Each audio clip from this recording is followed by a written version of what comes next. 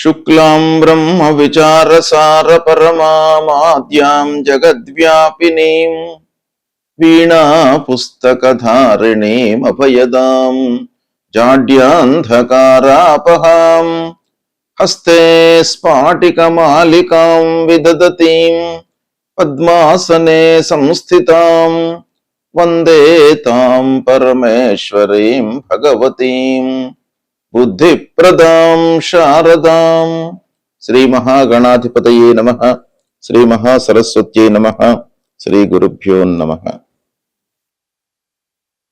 ప్రేక్షకులకందరికీ నూతన సంవత్సరము శ్రీ పరాభవనామ సంవత్సర ఉగాది శుభాకాంక్షలు తెలియజేస్తూ, ఈ సంవత్సరము మీ రాసులలో జన్మించినటువంటి వారికి, అంటే ద్వాదశ రాసులలో జన్మించినటువంటి వారికి ఎలాంటి ఫలితాలు ఉండబోతున్నాయి అనేటువంటి విషయాన్ని మనం తెలుసుకుందాం.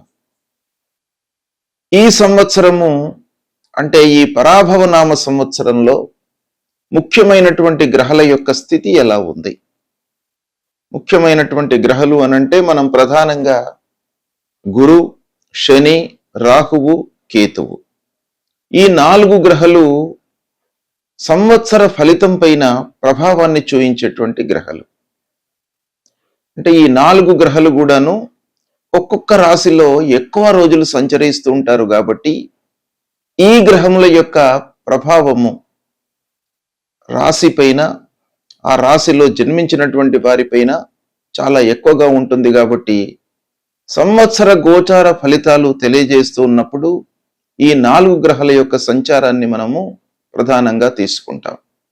అయితే ఈ సంవత్సరము గురువు 5 డిసెంబర్ 2025 నుండి 1 జూన్ 2026 వరకు మిథున రాశిలో సంచరిస్తున్నాడు. తదనంతరం అంటే 2 జూన్ 2026 నుండి 31/10/2026 వరకు కర్కాటక రాశిలో సంచరిస్తున్నాడు.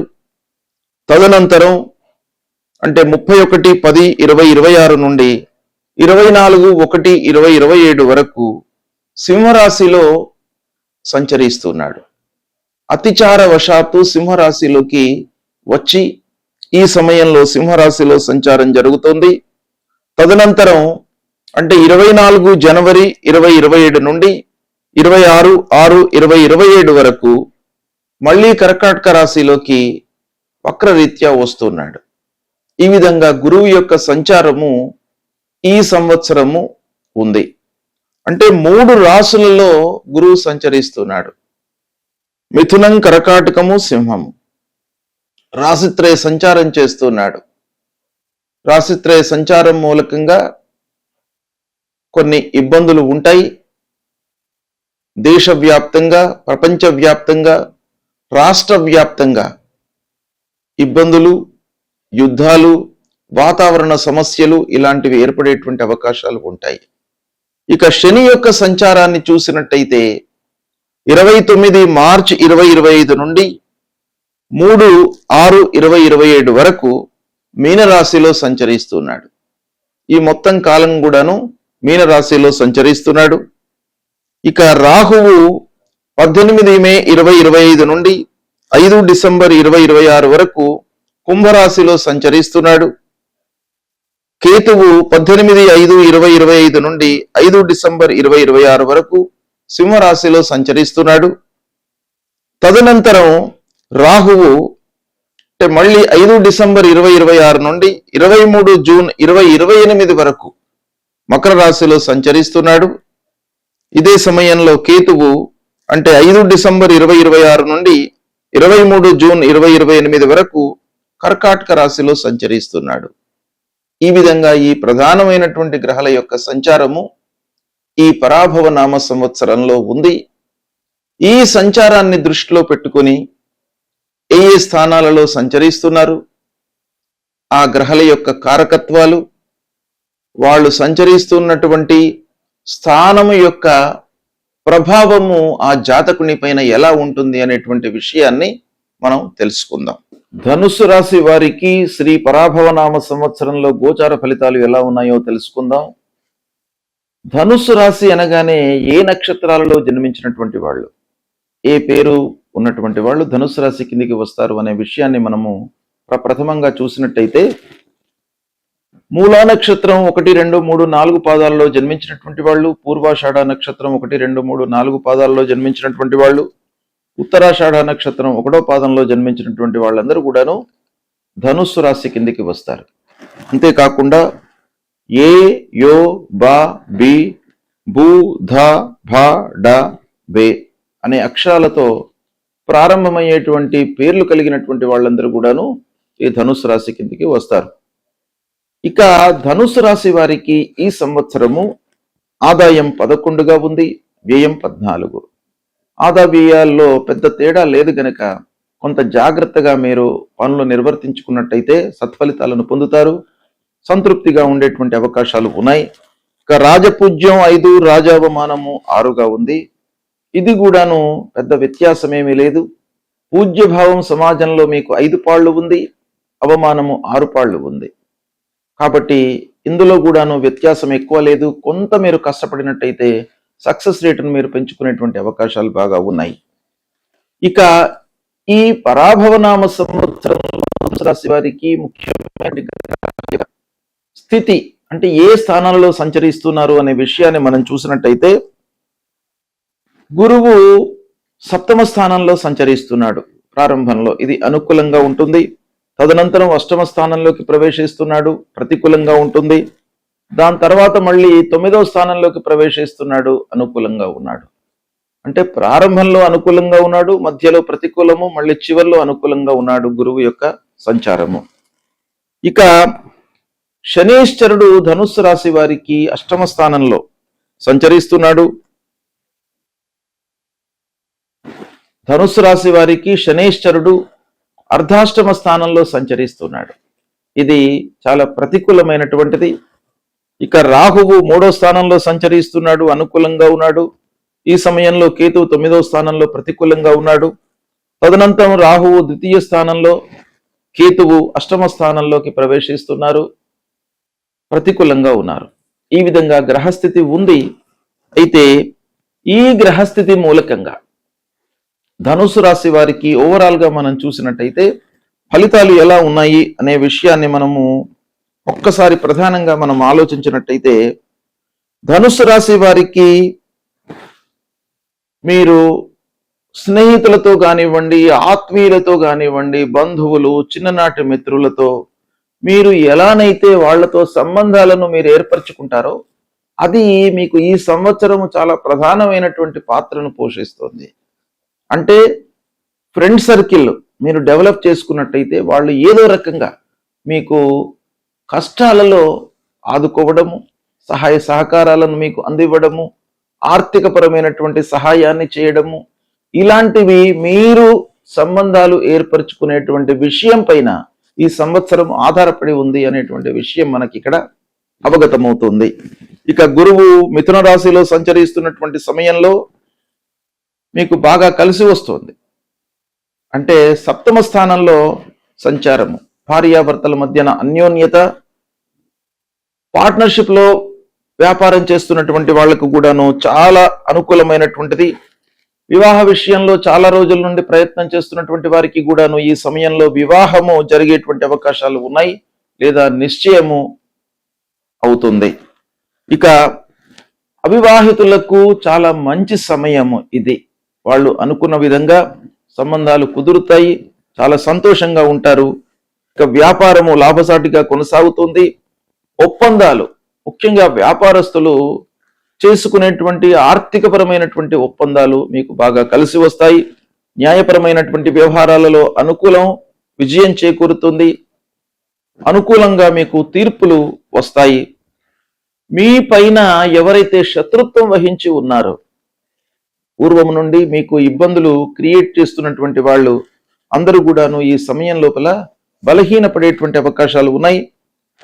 ఇక రాజకీయ నాయకులకు ప్రజలతో సంబంధాలు మెరుగుపడతాయి. తదనంతరము కర్కాటక రాశిలోకి గురు ప్రవేశిస్తున్నాడు. కర్కాటక రాశిలోకి ప్రవేశించడం అంటే 8వ స్థానంలోకి వస్తున్నాడు. అష్టమ స్థానంలో కొంత ఇబ్బందికరమైనటువంటి ఫలితాలు ఉన్నప్పటికీ గురువుకు కర్కాటక రాశి ఉచ్చస్థానం గనుక ఆ ఉచ్చ స్థానంలో సంచరించడం మూలకంగా కొంత మనకు ఫలితాలు అనుకూలంగా ఉండే ఛాన్సెస్ కూడాను ఉన్నాయి. అయితే ఆర్థిక పరమైనటువంటి విషయాలలో మటుకు కొంత జాగ్రత్తలు తీసుకోండి. అనుకోకుండా మీకు అకస్మాత్తుగా కొన్ని పనులు జరిగేటువంటి అవకాశాలు ఉంటాయి. అష్టమ స్థానంలో సంచరిస్తున్నప్పుడు మీరు బిజినెస్ లో ఉన్నట్టయితే షేర్స్ బిజినెస్ లేదా ఇన్సూరెన్స్ వైపుకు కానివ్వండి, కొనడము రియల్ ఎస్టేట్ వైపున ఉన్నటువంటి వాళ్ళు కానివ్వండి, కొంత జాగ్రత్తలు తీసుకోవడం మంచిది. ఇక రుణాలను రీపే చేయడానికి మీరు సాయశక్తుల కృషి చేస్తారు. ప్రాపర్టీస్ ఏవైతే వారసత్వంగా వస్తున్నటువంటి ఆస్తుల విషయం లోపల కొంతవరకు కలిసి వస్తుంది. ఆధ్యాత్మికత మట్టుకు పెరుగుతుంది. ఇక గురువు సింహంలోకి ప్రవేశించడము అంటే 9వ స్థానంలోకి ప్రవేశించడం మూలకంగా మీకు బాగా అదృష్టం కలిసి వస్తుంది. దూర ప్రయాణాలు, విదేశీ ప్రయాణాలు బాగా అనుకూలిస్తాయి, కలిసి వస్తాయి. ఉన్నత విద్యకై చేసేటువంటి ప్రయత్నాలు కూడాను చాలా అభివృద్ధి పథంలోకి వస్తాయి. ఇక శని మీనంలోకి రావడం మూలకంగా కొంత ఇంటి విషయంలో బాధ్యతలు పెరుగుతాయి మీకు. ఇకపోతే తల్లిదండ్రుల ఆరోగ్యంపై కొంత జాగ్రత్తలు తీసుకోండి. ఆస్తి విషయాలలో కొంత ఆలస్యంగానైనా కూడాను మీకు అనుకూలమైనటువంటి ఫలితాలు ఉంటాయి. గృహ వాతావరణము కొంత ప్రెషర్గా ఉంటుంది. అంటే బాధ్యత పెరగడం మూలకంగా పిల్లల విషయంలో కానివ్వండి, భార్య విషయంలో కానివ్వండి, కుటుంబ పెద్దల విషయం లోపల కానివ్వండి, మీకు ఆలోచన పెరుగుతుంది, బాధ్యత పెరుగుతుంది. తద్వారా మీకు కొంత ఒత్తిడి పెరిగేటువంటి అవకాశాలు ఉన్నాయి. ఇక రాహు కుంభంలోకి రావడం మూలకంగా మీకు ధైర్య సాహసాలు పెరుగుతాయి. ధైర్యంతో మీరు ముందుకు వెళ్తారు. కొన్ని పనులను బ్లైండ్ గా కూడాను మీ నిర్ణయాలు తీసుకునేటువంటి అవకాశం కనబడుతుంది. ఇక సోదరులతో లాభదాయకమైనటువంటి సంబంధాలు ఉంటాయి. ఆత్మీయత పెరుగుతుంది. సాహిత్య, సంగీత, కళారంగంలో ఉన్నటువంటి వారికి విజయాలు ఈ సమయం లోపల కలుగుతాయి. ఇక రాహు మకరంలోకి రావడం మూలకంగా ఆర్థిక పరమైనటువంటి విషయాలలో కొంత జాగ్రత్తలు వహించాలి. ఖర్చులు అకస్మాత్తుగా పెరిగేటువంటి అవకాశాలు గోచరిస్తున్నాయి. మాటల వలన కొన్ని ఇబ్బందులను ఎదుర్కొంటారు కనుక మాటలను మీరు కట్టడి చేసుకోండి. అనవసరమైనటువంటి ప్రేలాప మాటలు మాట్లాడకుండా ఉండడము చాలా మంచిది. పెట్టుబడులను ఆలోచించి చేయండి. ఇక కేతువు సింహంలోకి రావడం మూలకంగా మళ్ళీ మీకు కలిసి వస్తుంది. నమ్మకము కొంత తగ్గినప్పటికీ మీరు చేసేటువంటి కష్టం పైన, ప్రయత్నం పైన ఫలితం ఆధారపడి ఉంది కాబట్టి మీకు అనుకూలమైనటువంటి సమయమే. పెద్దల యొక్క సహాయ సహకారాలు మీకు బాగా లభిస్తాయి. కేతువు కర్కాటకంలోకి రావడం మూలకంగా మీరు మీ వర్క్ పైన కాన్సన్ట్రేషన్ చేయడం మూలకంగా మీకు చాలా ఫలితాలు కలుగుతాయి. పూర్వం ఉన్నటువంటి భయము, ఆందోళన ఇవన్నీ కూడాను తగ్గుముఖం పడతాయి. ఆత్మవిశ్వాసం పెరుగుతుంది. ఉద్యోగస్తులకు స్థిరమైనటువంటి కాలము, ప్రమోషను, ఎన్హాన్స్మెంట్, శాలరీ లోపల కలిగేటువంటి అవకాశాలు ఉన్నాయి. ఇకపోతే బాధ్యతలు పెరుగుతాయి. అయితే బాధ్యతలను భారంగా మీరు భావించకుండా బాధ్యతలను గౌరవంగా స్వీకరించడం అనేటువంటిది ఇక్కడ మనకు కలిసి వచ్చేటువంటి విషయం. వ్యాపారస్తులు విస్తరణపై మనస్సు నిలుపుతారు. కొత్త రంగంలోకి ప్రవేశిస్తారు.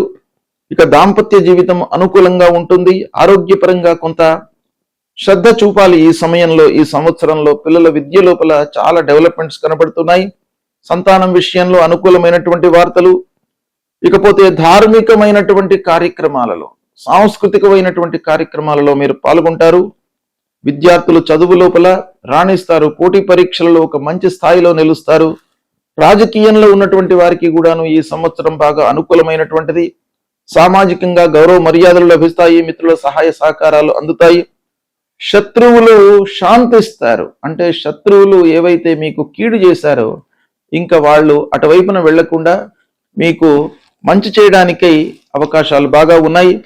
ఈ విధంగా కొంత అహంకారాన్ని మీరు తగ్గించుకున్నట్టయితే, కొంత వినయ విధేయతలను ప్రదర్శిస్తూ ఉన్నట్టయితే ఈ సంవత్సరం మీకు చాలా అనుకూలమైనటువంటి సంవత్సరము.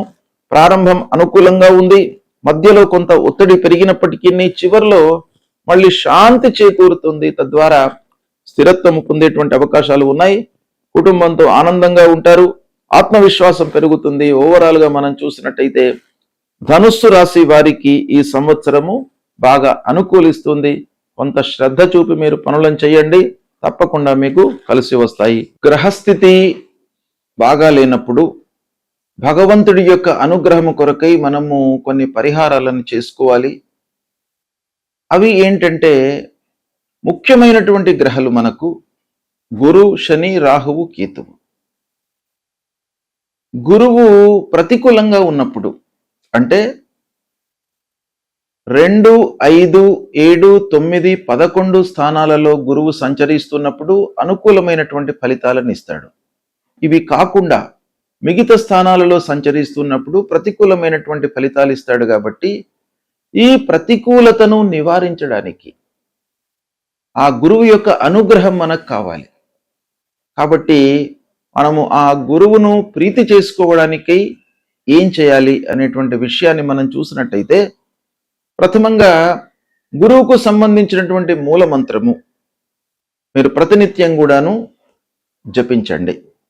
దేవానాంచ ఋషీణాంచ గురుంకాంచన సన్నిభం వందనీయం త్రిలోకానాం తన్నమామి బృహస్పతిం అనేటువంటి ఈ మూల మంత్రాన్ని ప్రతినిత్యం కూడాను చదువుకోండి.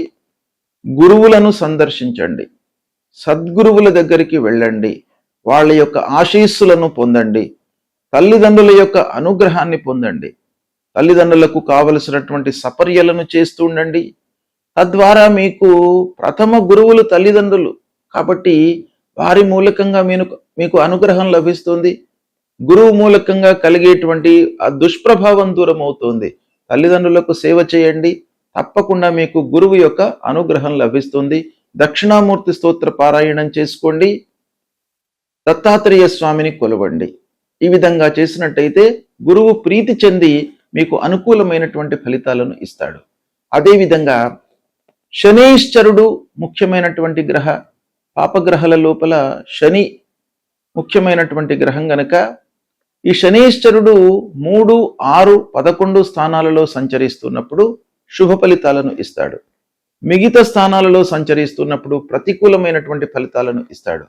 ముఖ్యంగా అర్ధాష్టమ స్థానం అంటే 4వ స్థానంలో సంచరిస్తున్నప్పుడు, అష్టమ స్థానం అంటే 8వ స్థానంలో సంచరిస్తున్నప్పుడు, ద్వాదశ స్థానం అంటే 12వ స్థానంలో సంచరిస్తున్నప్పుడు, జన్మ స్థానంలో సంచరిస్తున్నప్పుడు, ద్వితీయం అంటే 2వ స్థానంలో సంచరిస్తున్నప్పుడు చాలా ప్రతికూలమైనటువంటి ఫలితాలను శనీశ్వరుడు మనకు కలిగిస్తాడు. కాబట్టి దీని నుండి విముక్తులు కావడానికై అంటే శని ముఖ్యంగా మనకు జీవితంలో చాలా గుణపాఠాలను నేర్పిస్తాడు.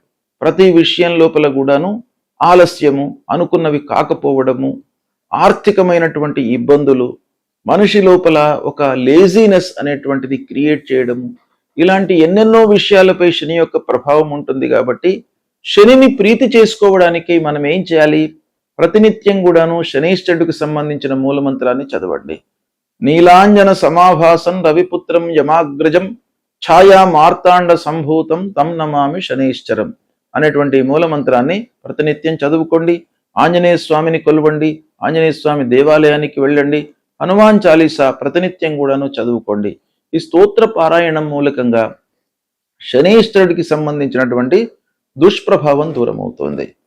అదేవిధంగా రాహువు ముఖ్యమైనటువంటి గ్రహము.